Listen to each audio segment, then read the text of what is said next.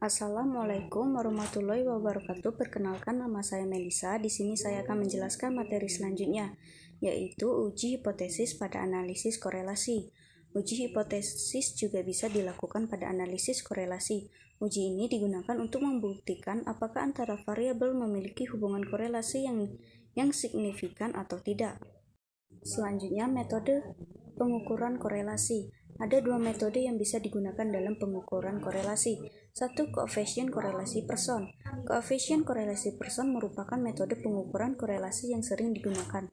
Metode ini bisa digunakan dengan kondisi data sebagai berikut. Data memiliki skala interval dan rasio. Korelasi antara dua variabel haruslah linear, artinya distribusi data haruslah menunjukkan hubungan searah.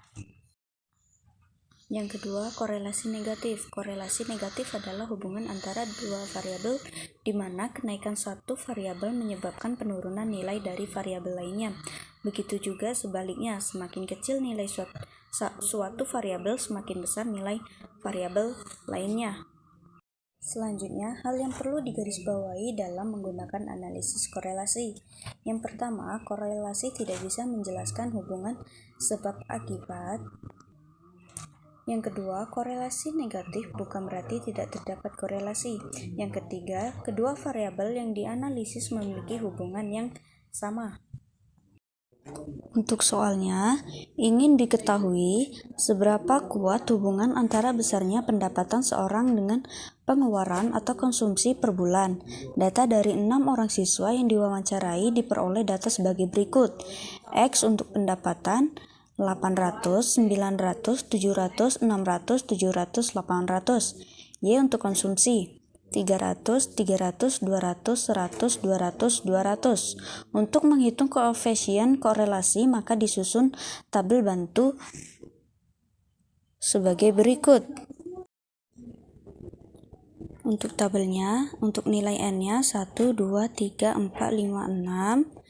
Dan untuk nilai X-nya 800, 900, 700, 600, 700, 800, jumlahnya 4500.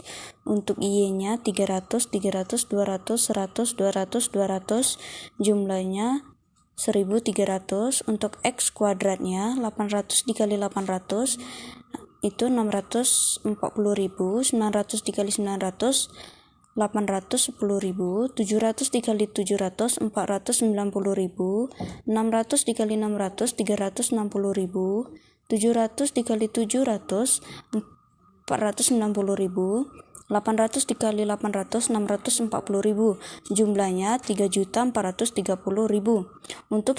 Untuk Y kuadratnya 300 dikali 300 90.000, 300 dikali 390.000, 200 dikali 200 40.000, 100 dikali 100 10.000, 200 dikali 200 40.000, 200 dikali 200 40.000, jumlahnya 310.000.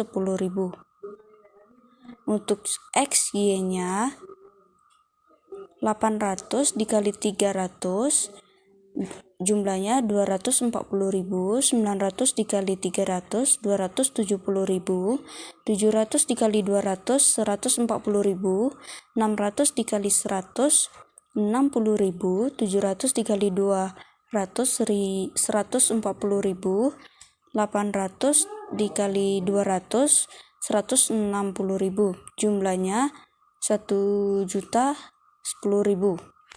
Berdasarkan tabel bantu tersebut diperoleh nilai-nilai.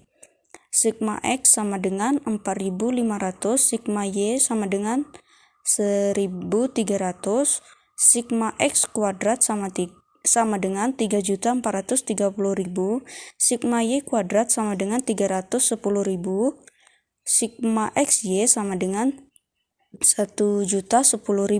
Untuk N-nya 6.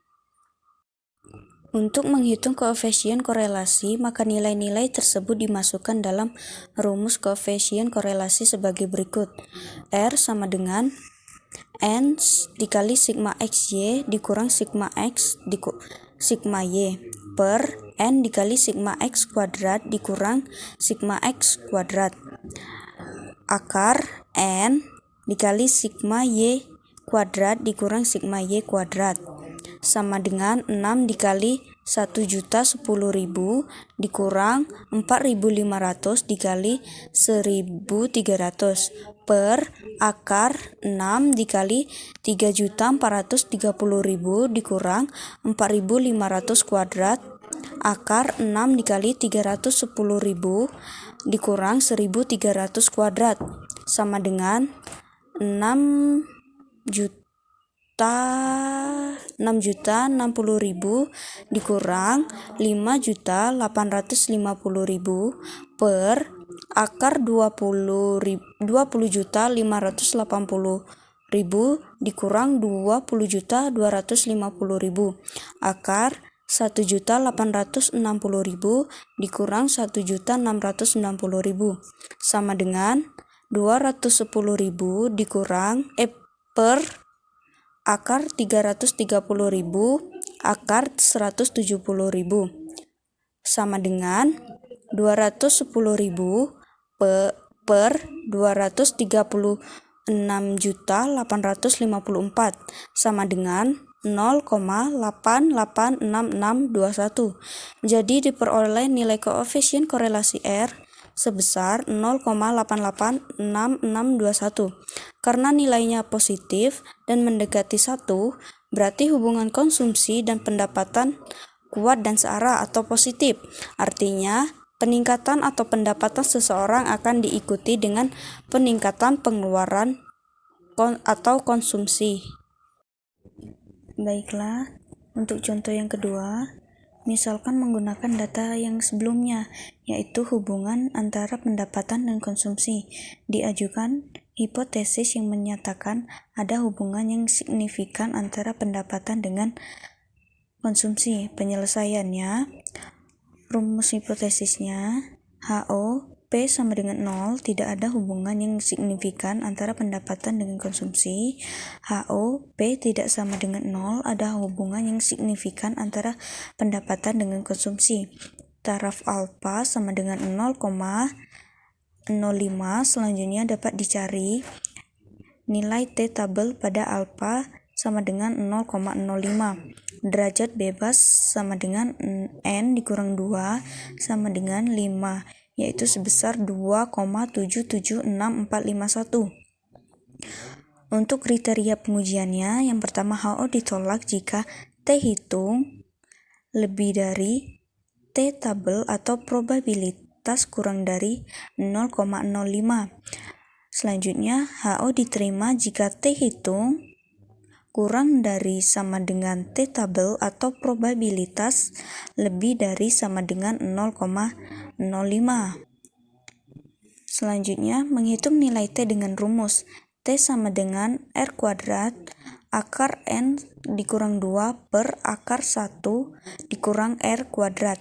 T sama dengan 0,886621 kuadrat akar 6 dikurang 2 per akar 1 dikurang 0,786096 sama dengan 1,572193 per akar 0,213904 sama dengan 1,572193 per 0,462497 sama dengan 3,39936.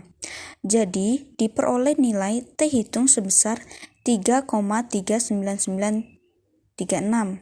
Kesimpulannya, karena T hitung 3,39936 lebih dari T tabel 2,776451, maka HO ditolak. Artinya, hubungan kedua variabel signifikan atau pendapatan memiliki hubungan yang signifikan dengan konsumsi. Baiklah, sekian materi dari saya. Wassalamualaikum warahmatullahi wabarakatuh.